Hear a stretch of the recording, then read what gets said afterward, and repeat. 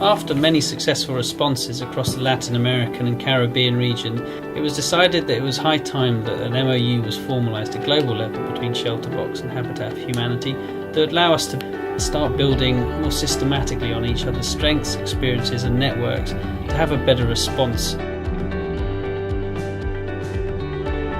That part of the agreement is really that operational collaboration to facilitate emergency shelter to go to beneficiary families in order to help them recover after a disaster.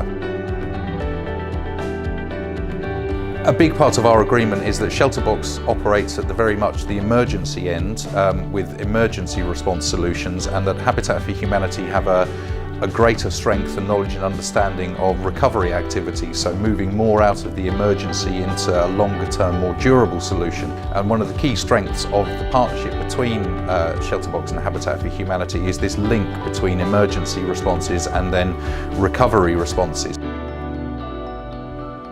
There are quite a few examples of this where we've worked together. So in Ecuador, ShelterBox and Habitat for Humanity collaborated to provide shelter kit training to beneficiaries and sort of the local community leaders in order to really help them understand how to use the equipment and how the equipment can make stronger shelters post-disaster. So we've also worked on that in Bolivia, and that is a very key and successful part of our joint collaborations at field level so far.